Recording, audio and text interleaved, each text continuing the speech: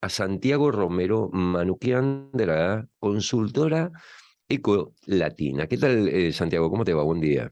¿Qué tal, Damián? Buenos días, gracias por la Por invitación. favor, Santiago, a ver, contame un poquitito, ¿qué pasó en el primer semestre del año? ¿Cómo venía la economía y el consumo en general? Y después empezamos a charlar a ver cuáles son las proyecciones para el segundo. Bien. Bueno, el primer semestre tuvimos una economía con un consumo que siguió recuperándose, que estiró esa recuperación que vimos fuerte la segunda parte del año pasado. Y fue una recuperación que, como esperamos, estuvo encabezada en primer momento por los servicios, ¿no? Con los sectores que estaban más afectados por las restricciones durante la pandemia. Estoy hablando de ocio, esparcimiento, turismo, hoteles, restaurantes. Y servicios presenciales en general son los que lideraron esa recuperación. Cuando uno ve las cifras de turismo, por ejemplo, bueno, estamos en récord de pernoctaciones de Mm. argentinos en Argentina. Cuando uno ve restaurantes, por ejemplo, que en un momento parecía ser solo una percepción, pero hoy cuando uno va a los datos y ve, por ejemplo, los datos de Ciudad de Buenos Aires, el polo gastronómico más importante en volumen de Argentina, el consumo no solo se recuperó con fuerza del impacto de la pandemia, sino que cuando uno ve los datos a julio, por ejemplo, el último dato disponible, tenemos consumo de restaurantes desde Ciudad de Buenos Aires que son 20% más elevados que en julio de Ujú. 2019 y son casi 50% más elevados que el promedio 2015-2019. Eso mucho, Ahí, supongo yo, ¿no? Mucho tiene que ver con eso de no puedo ahorrar, no puedo comprar dólares, no puedo hacer nada, la plata se me evapora por el tema de la inflación y me la gasto y me la consumo, ¿o no? sí, ahí nosotros destacamos, te diría, tres factores principales. A Uno, que hay ver. un cambio en el comportamiento del consumidor, en los hábitos, Ujú. que está reflejando en primer momento las huellas psicológicas del encierro que dejó la pandemia, ¿no? A nivel internacional, esto se dio a conocer como el consumo de revancha, Ujú. estos consumos postergados que no pudimos realizar durante la pandemia, realizándose ahora Ujú. en estos meses, como un mecanismo de defensa y compensación, de alguna manera. El Ujú. segundo es un poco lo que decís vos, Damián, es la caída, lo que llamamos los economistas, la caída en la demanda de dinero. ¿Qué es esto? Bueno, que nos queremos desprender rápidamente de los pesos, y hay un concepto que es la fuga al consumo. Es Ujú. decir, esos pesos que nos queman en la mano, bueno, vamos y los consumimos, porque priorizamos mucho el corto plazo por encima del mediano y el largo, ante horizontes de planificación que son muy cortos. Ujú. Y en tercer lugar, algo que se dio también es que para el sector formal de la economía hubo una recuperación del salario real en el primer semestre de cerca del 2,4% interanual, Ujú. ¿sí? Para quienes estuvieron protegidos por las paritarias. A Ujú. eso se le sumó un esquema de incentivos que siguió siendo favorables para la adquisición de bienes durables y la inversión en bienes de capital.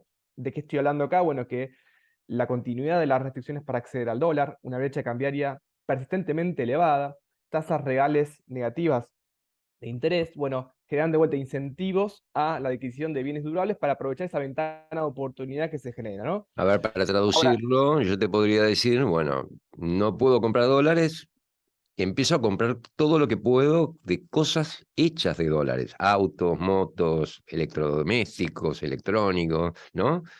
correcto, correcto. Ujú. En conjunto con lo que te comentaba antes de esta fuga al consumo y este desprendimiento rápido de los Ujú. pesos. Ujú. Ahora, todo esto fue posible porque hubo un muy buen nivel de importaciones, que estuvo a un nivel récord, que te permitió que esa fuerte demanda sea atendida por la oferta, ¿no? Tuvimos para eso una liquidación del agro que fue récord histórico, entre enero y agosto son un poco más de 25.000 millones de dólares lo que liquidó el complejo agrocerealero, Ujú. y eso permitió que esa mayor demanda encontrara de vuelta, como yo decía, una oferta y pudieras ir aceitando el proceso productivo para que esa economía se mantuviera a flote en la primera parte del año. Bueno, Antes, eso antes de que te vayas de la foto, me gustaría saber, digo, una liquidación, estábamos hablando de liquidaciones récord por parte del campo, por el mejor exprecio, por el tema de la guerra de Ucrania y demás, que es lo que veníamos comentando, pero el Banco Central casi no tiene reservas, y entonces uno debería preguntarse por qué pasa eso. Bien, entonces, un poco lo decía yo recién. Nosotros tuvimos récord de exportaciones, no solo del agro, digo, de toda la economía tuvo récord de exportaciones en la primera parte del año. Y en lo que va del año en general, y estamos proyectando que este año sea un año récord de exportaciones en valores, estamos hablando. Ujú. Al mismo tiempo, tuviste un récord de importaciones. Entonces, todo lo bueno que tuviste de exportaciones, por un lado, se te fue en una economía que se recupera y que necesita mayores niveles de importaciones para poder seguir recuperándose. Importaciones, acá estoy hablando de en términos Ujú. generales. Ahora, cuando uno indaga un poco más en esas importaciones, encuentra que hay una brecha cambiaria y una apreciación cambiaria que te genera un esquema un poco perverso, donde esa brecha hace que los exportadores intenten subfacturar sus ventas y los importadores intenten todo el tiempo estar adelantando y sobrefacturando las Ujú, importaciones. Entonces, esas distorsiones que vos tenés te exacerban un poco más ese nivel de importaciones que vos esperarías con el nivel de actividad económica que tenés. A ujú, eso se le sumó fundamentalmente el impacto de la guerra de Ucrania y Rusia en términos del precio de la ujú, energía. Tuvimos muy altas importaciones de energía hasta ahora, hasta julio-agosto. Ahora, recién ahora están empezando a bajar un poco, y eso se le suma el mayor costo de fletes a nivel internacional y la mayor inflación a nivel internacional, que te genera productos más caros ujú, de por sí. ujú, A eso finalmente se le suma también lo que es el mayor gasto de divisas por turismo, ujú, ¿sí? La pandemia se empieza a destrabar, la gente empieza a viajar afuera, y pese a las restricciones que siguen habiendo, vos tenés 40%, digamos, cerca de personas que viajan al exterior menos que lo que tenían en 2019. Es otra canilla por la cual se te fueron yendo dólares en la primera parte del ujú, año. A eso se le sumó, yo te decía antes, tuviste una liquidación récord del agro, ¿sí? Pero en soja tuviste un remanente, que es lo que el gobierno intenta captar ahora y que no se ujú. liquidó, y que por los problemas también que tuviste con el gasoil, bueno, hubo una complicación ahí también en la comercialización. Eh, Bueno, entonces, este es digo, el fueron varios panorama, factores que digamos. Si fueron. tuviéramos que hacer, esto es una introducción al programa, esto es lo que pasó, o la foto del primer semestre, donde hubo un consumo, bueno, por todos los factores que venías mencionando. Y ahora, ¿cómo sigue la película de acá a fin de año? Entonces, lo primero que te encontrás cuando pensás en el segundo semestre, y contrastándolo contra todo lo que yo decía recién, es que no tenés un nivel de importaciones como el que, como el que tuviste en la primera parte del año, que te permitió ese nivel de actividad económica. Ya arranca fines de junio con las restricciones a las importaciones, y eso te marca un antes y un después. Mm, ¿Por qué? Bueno, porque lo primero que generan las restricciones a las importaciones es que te limitan la expansión del mercado interno, tanto en cantidad de bienes como en variedad. Digo, hay muchos consumidores que quizás quieren comprar un auto de determinada marca, de determinado color, y no lo encuentran y postergan ese consumo para más adelante. Y eso además te genera presiones inflacionarias adicionales, porque hay una menor oferta en el mercado y vos tenés una demanda que, como yo digo, digamos, ahora se ve un poco moderada esa demanda porque están subiendo las tasas de interés, porque la inflación está empezando a pegar un poco más en los salarios, pero cuando uno piensa en bienes durables, el esquema de incentivos sigue más o menos funcionando.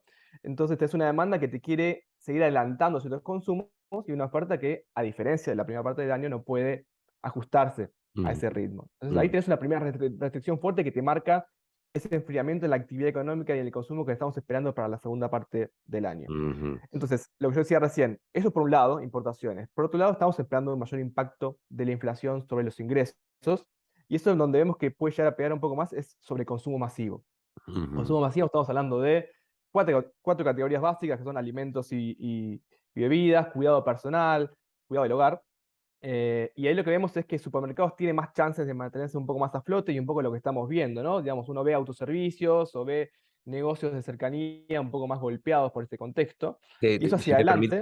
Si me permitís, te puedo complementar esta foto porque precisamente estuve revisando las últimas estadísticas y cuando uno ve la performance o el rendimiento de los grandes supermercados que representan aproximadamente un tercio del volumen de ventas total de los productos masivos. Cuando uno ve los supermercados, ve que se están estancando, digamos que, digo, sube un poquitito, pero no se mueve demasiado. Pero cuando uno va al resto de los canales, almacenes, autoservicios, cadenas independientes y demás, las caídas de los últimos 2 meses son realmente muy importantes. Cayó cerca del 6,7% en el mes de julio y en agosto un 7,4%. Digamos que realmente es una caída muy importante teniendo en cuenta, digamos, que la demanda de este tipo de productos no se mueve tanto, es inelástica, digamos, es lo último que la gente deja de consumir. Sin embargo, digamos, me parece que supermercados se están resistiendo más y precisamente porque ahí se concentra lo que nosotros conocemos como los programas de precios cuidados y los Correcto. controles y demás. Sí, ahora sí, cerrar Correcto. la charlita, Entonces, Santiago, discúlpame. decíamos, restricciones a las importaciones, por un lado te van a limitar el crecimiento, por otro lado el mayor impacto de la inflación sobre los ingresos, que es lo que estamos empezando a ver.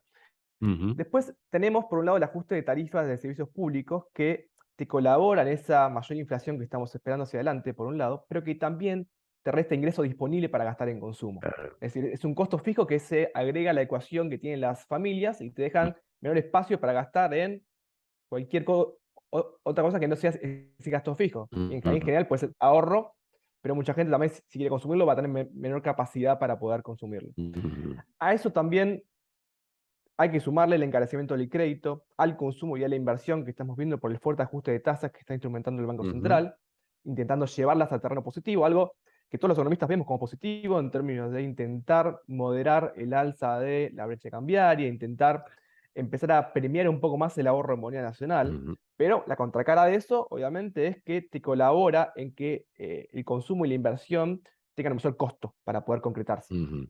Y eso La finalmente última, sí, perdón. No, no, te quería cerrar porque nos estamos quedando sin tiempo, Santiago. Lo que te quería preguntar era, ¿qué números barajan para la economía en su conjunto en 2022? ¿Cuánto calcula que va a terminar? hay que decir primero que cuando uno ve el último dato de actividad económica de junio que dio INDEC, si ese nivel de actividad económica se mantuviera en todo el resto del año, de julio a diciembre, la actividad Mm, crecería 5,1%. ujú, Pero nosotros estamos proyectando 3,8% en promedio para todo el año. Entonces, si ujú, bien refleja un crecimiento, lo que está reflejando al mismo tiempo es una caída de la actividad en los últimos meses del año respecto a la primera parte del año, y eso es lo que ujú, estamos viendo. Ese ujú. 3,8% te estaría reflejando eso.